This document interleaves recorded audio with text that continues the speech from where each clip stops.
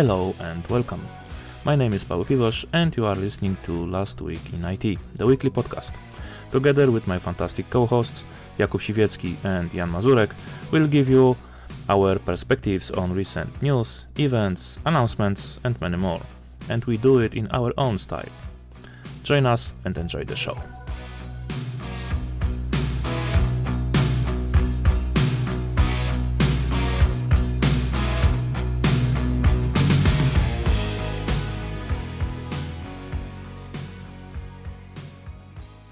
Hello, welcome in our next episode. Last time we had a chance to talk about skills that can help us probably not only in IT industry but in generally. And I'd like to refer today to Jan, to you, because when we were talking about this topic offline, you mentioned that you read some article that was predicting some, I don't know, I don't remember the number, like 10, 15 skills. And can you just tell us more about that? Yeah, hello. So, when I was researching the topic about the business analysis trends, I was preparing for some kind of conference. I came across an interesting article called 15 Soft Skills for the BAs for the years 2020 2025. And I don't now have the article with me, and I try to find it before the recording of our podcast just for to share with you. But I remember that I listed out those skills, and actually those 15 skills, kind of some of them surprised me, some of them seemed very obvious. But I would read out those skills for you, and I would like to have a discussion about them because I would like to get your perception and your opinion whether you agree that those skills are still applicable and whether they are still relevant, and if not, why not. So those skills that were mentioned in that article, those were negotiations, leadership, moderation skills, delegation, self-management, self-confidence, empathy, ethics, persuasiveness, adaptability, trustworthiness, oh, that's a difficult word to say in English, presentation skills, control, communication skills, and critical thinking. And that's kind of like some of those skills for me were a no-brainer. Definitely, communication skills or self-management skills, for sure, I agree. But stuff like delegation or control amongst the soft skills, that was quite interesting, and I would like to get your opinion. What do you think about that? Well, that's a quite interesting list and honestly, it is hard to position them just for the BA, right?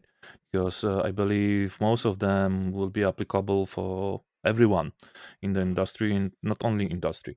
There are also different level, right? Because leadership, well, maybe, but not necessarily when you start your career, right? It's quite interesting list, and yeah, that's my first thought here. Ethics, that surprised me completely. Like extremely interesting, and I would like to hear from authors of this list. But I have some assumptions that you might be the author, and you're just like saying that it's some kind of article. That's the reason why you cannot find it. But let's just ignore it. But we can maybe write somewhere to maybe discuss in some episode. Can business be ethic, or maybe is it possible to be ethical in business and still be successful? Maybe we can just discuss this as well. So ethics, I would not assume that such a skill will appear in such a list. But I like the critical thinking. We discussed this already previous episode. Episode. Yes, indeed. Critical thinking. I think like critical thinking, analytical thinking. This is something that will like explode in future. Because when I think about, for instance, Chat GPT, skills like before Chat GPT, I would say that in future, skills of communication, this is like something that everyone needs to have, and everyone needs to practice since childhood. But after seeing how ChatGPT can transform your email to change the tone of the whole message, I believe that maybe that's not so much important. Still, it's important, but probably we'll have tools that can extremely help us to change, to transform, and people they will learn based on that after like seeing how ChatGPT change or some other tool change their message. They will be able to learn that okay, in the future I will tell this person this way. So, but this is something. However, again, critical thinking, right? So we discussed that already when we talked about the risks of using ChatGPT, and I think it was the episode 2 when we covered that topic. That we shouldn't be always accepting everything as it comes, especially right now, in when you have information coming in from every single source, right? We need to have some kind of filters. We need to have a way to analyze the information that we receive. That's true, and I wanted to disagree with you, Kuba, until you mentioned this learning process, because in this case, yes, you can use it as your kind of tutor to help you be better in this area, because that ChatGPT or other tools like this will help us with emails, right? With offline remote work, let's call this way, right? But if you need to talk to someone, you are not able to use ChatGPT, and then there will be like what's going on? This guy is so nice in the emails, but so you know Yeah, but offending in real life, right? but this is something that I've been telling on the trainings about the communication. That watching a training about communication is like watching a YouTube tutorial about riding a bicycle. Yes, you can learn something from the professionals. Yes, you can see how to do that. But the best way to ride the bicycle in an efficient way is just to get on it. And yes, you will fail several times. You might have some bruises, but in the end, you will get the right balance. You will learn how to ride correctly, right? So that's why, again, practice, practice, practice. But I would like to ask one thing of both of you, because on the list over there, there's self confidence. And my Hmm. question to you is, why do you think this might be important? I Because would as a person who struggles with self confidence, this is something that surprised me when I was reading that list. I'm struggling with this as well. And also that it's quite interesting. And for me, this was surprising as well that this is there, right? Because we can ask even how the self confidence is understood by other authors. So, yes, you can tell us, right? As Kuba asked. as an author Um, of this. yes. I mean, this. Because self confidence is a quite sneaky topic, I would say, right? Because from one side, we can say we should be self confident, we should not only believe in what we do, what we say, what we think, but be also able to defend this position, right? And But is it still this self-confidence? Sorry, I just like, using arguments and explaining your reasoning. Is it self-confidence? maybe not. If you ask me now, probably not, but they are connected, right? Without self-confidence, with this self-confidence, you will be not able to do this argument, right? There is something that I came across several years ago, something called the triple C principle, Mm. where on an IT project, the triple C principle is identified as clarity, consistency, confidence. However, from my own experience on the projects, I saw the triple C as confusion, confusion, confusion. So no, we don't go that way. But the idea is, and the authors With of that article, they stated chaos that, as well. yeah, chaos as well could be. As a business analyst, when you present a solution, when you present something to the audience, then you need to believe in yourself, because if you will not believe in yourself, why would the audience believe in what you have to say to them? You need to Right? And sell that's it, why, right? yeah, but at the same time, I think there's a very thin line between self-confidence and arrogance. And it's all Yeah, about being able to adapt, because different audience would perceive you differently. And I think it's important to be able to adapt to one or the other. that's why I Maybe think I this is sneaky, right? maybe I lost some of the skills that you mentioned, but like Persuasiveness. persuasiveness, was it on the list? Yes, it was. Yes. So like, isn't it like this kind of like skill? Like, when you just like present something and you persuade the audience. So maybe you can do it without self-confidence. You have a great skill to persuade the audience, and you sell, metaphorically saying, of course, some product, some idea, or anything. I don't know. I believe that when I hear someone and I feel this person is confident what he's saying, right? What he is trying to sell me during the talk, during the presentation, probably it will be easier for me to buy this, right? It's not about buy my product, buy my product, buy my product, please buy my product. Okay, and what It's about more like cold calls? Like when you receive a call and someone is calling and we have this kind of, I don't know, offer insurance or something. They are extremely confident. Is it They have helping this. They them? have this. There is this approach for the Script. telemarketers: yeah. smile before you dial. Right? That that supposedly, according to some research, when you smile, you sound more optimistic and you have a nicer sounding tone. So you might have a bigger chance to influence So we need to change something in our recordings. Need to Starting start. from now, I will be Now smiling. we So need the to question to our smile audience: all the whether time. let me know whether you will be able to spot any difference in my voice, whether I'm smiling or whether I'm not Tell smiling. me when you started. yes.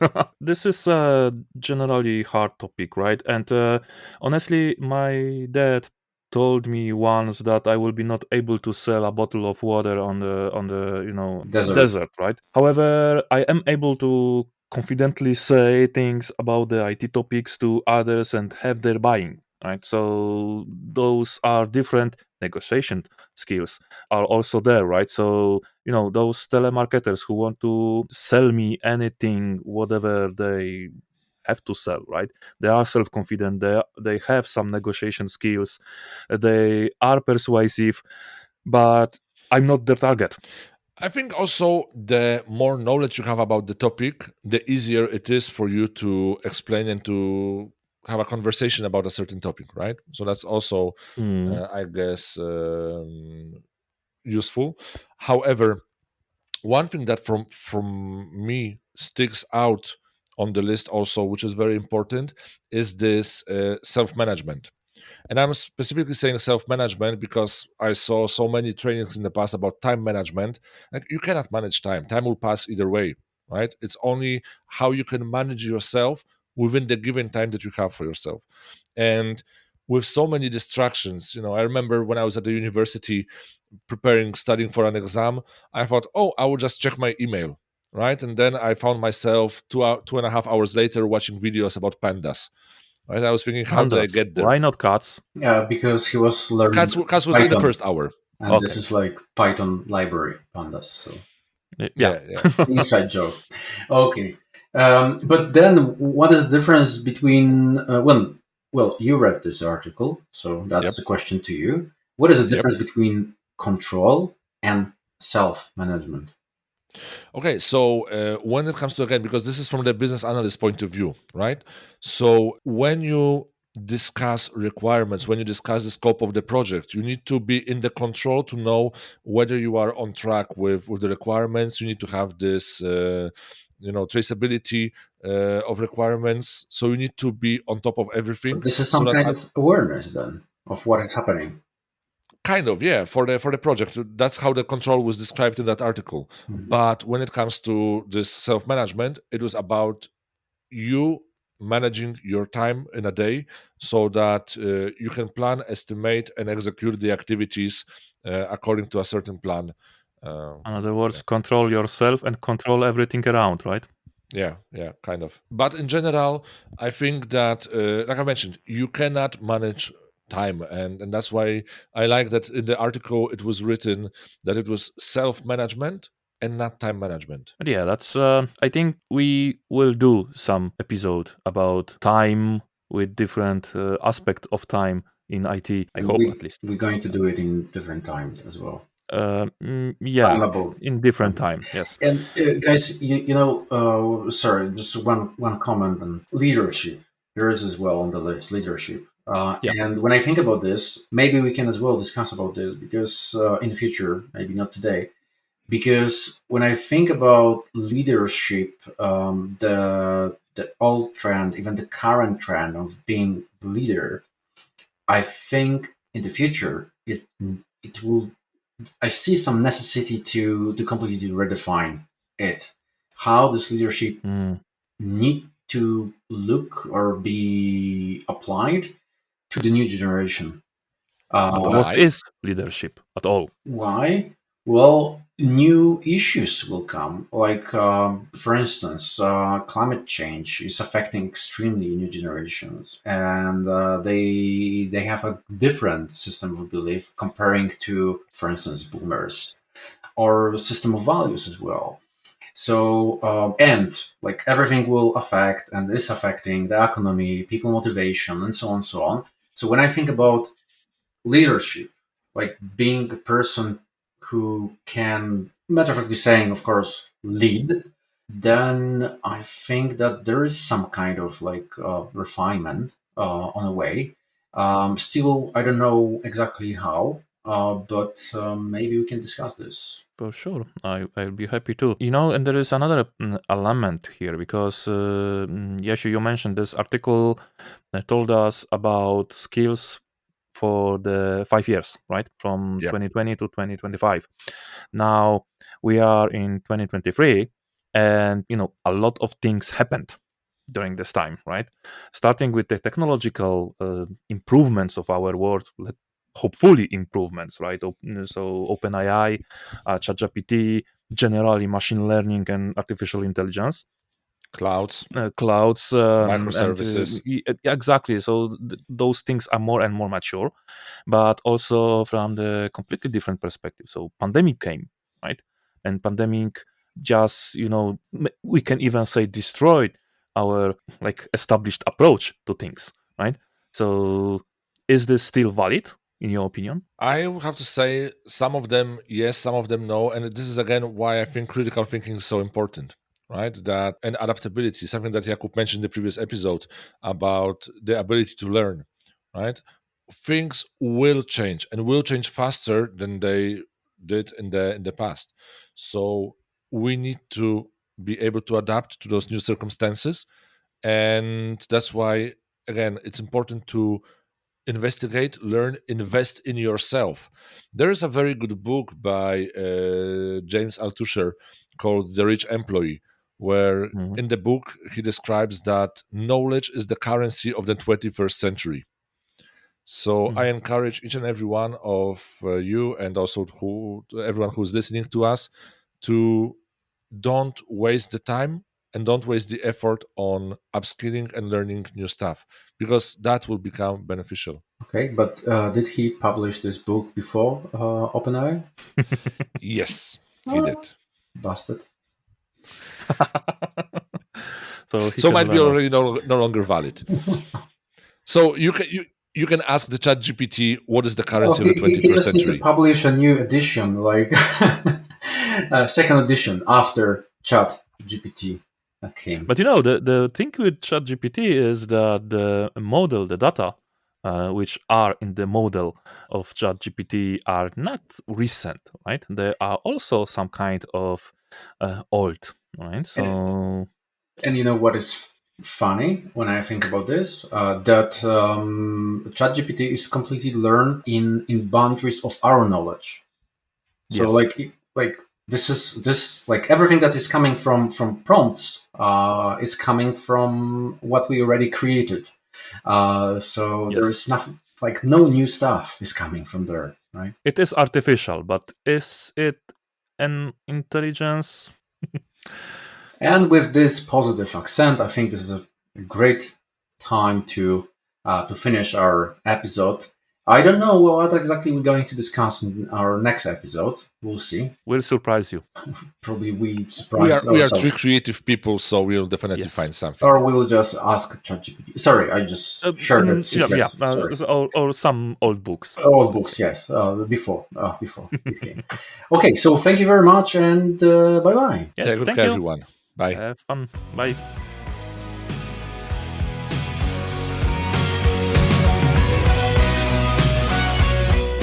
And that's it for today. This was Last Week in IT. Thank you for listening, and please join us for the next episode. Follow us on social media, subscribe and comment. If you agree, disagree, or just want to say hello, we are waiting for you. Stay tuned, stay IT.